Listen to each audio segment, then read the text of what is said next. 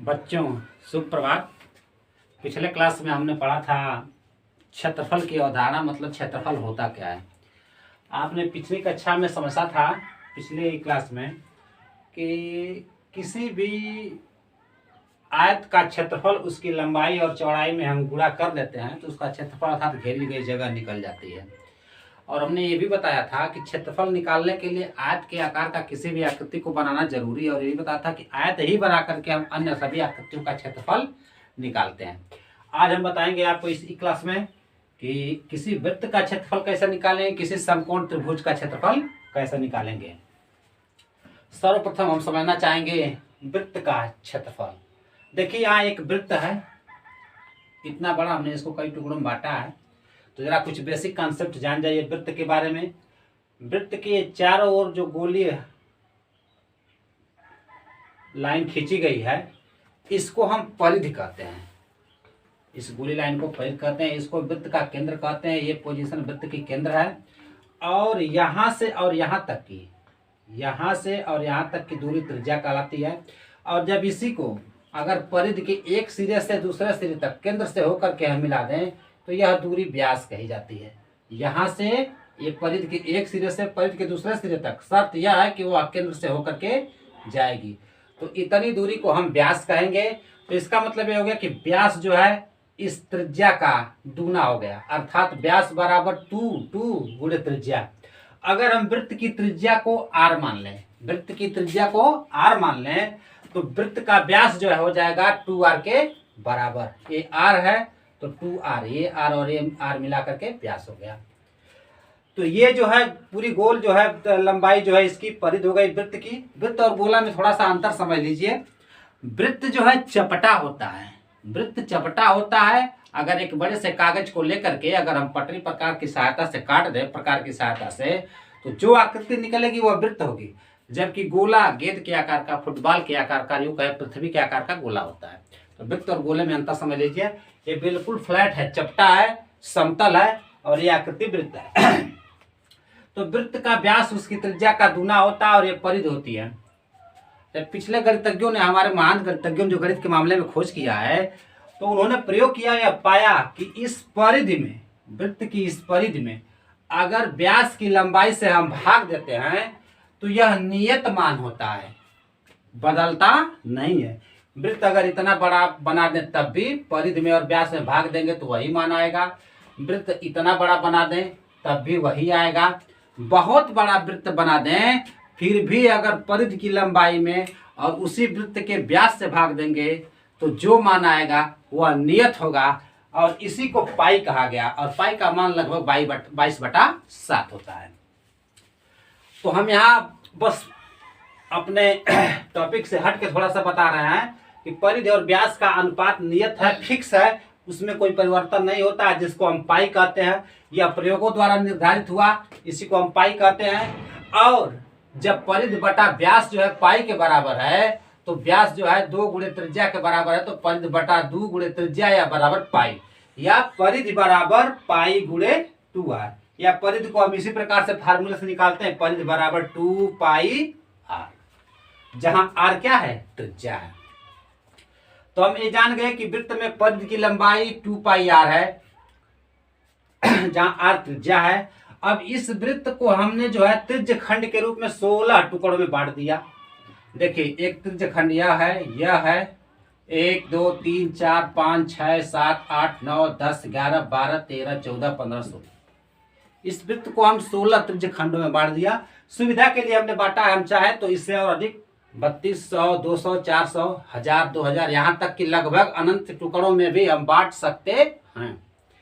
लेकिन यहाँ केवल देखने के लिए, दिखाने के लिए हमने 16 टुकड़ों में बांट दिया है कि इस वृत्त को हम कैसे आयत के रूप में बदलेंगे।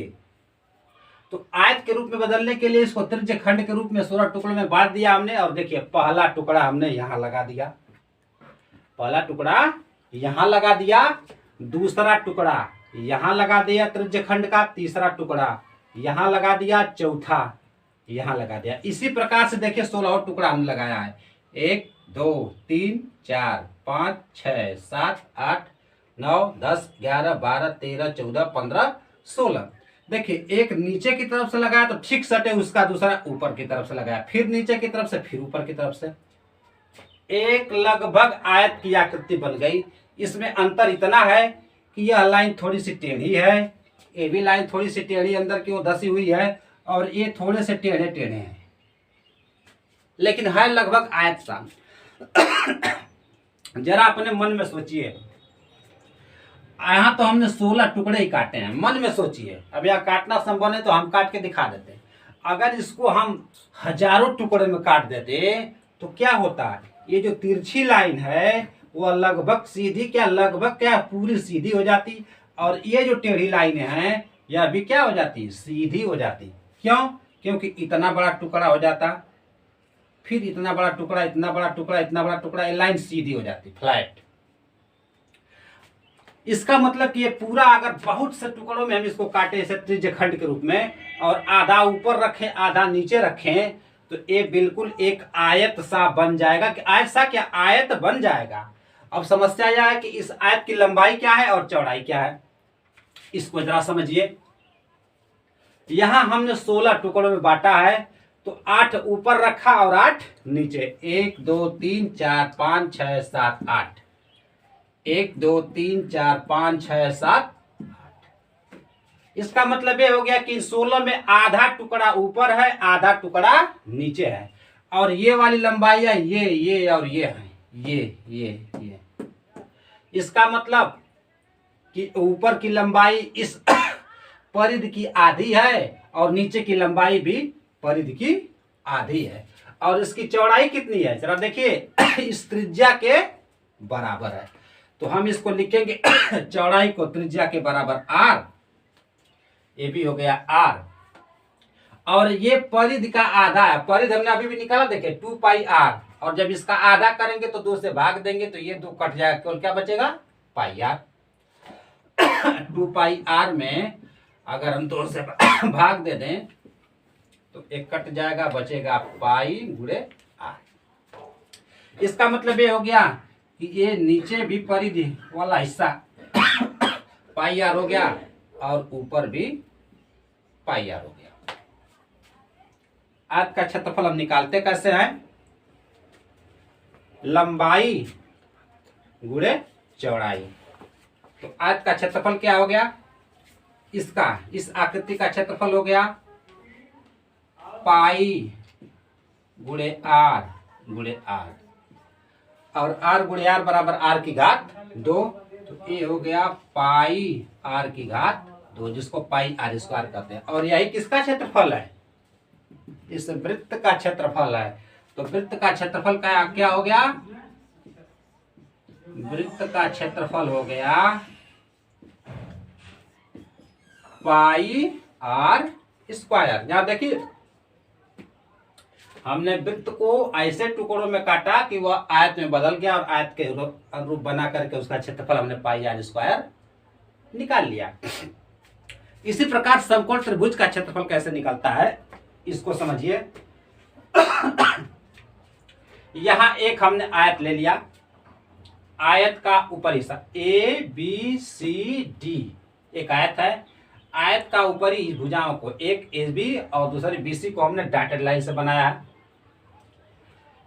देखिए यहाँ आयत के विकर्णों को हमने मिला दिया ए और सी को, तो एक समकोण त्रिभुज बन जाता है, कौन सा, ए डी सी, एक समकोण त्रिभुज बन गया।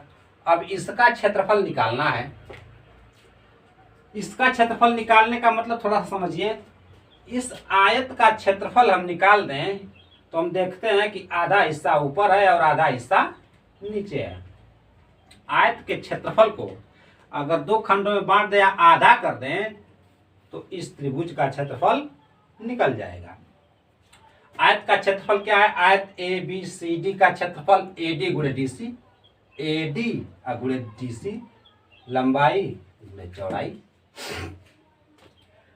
लेकिन यहां हमने ए डी को आधार का है और डी सी को ऊंचाई का है, लेकिन वास्तव में लंबाई और चौड़ाई है।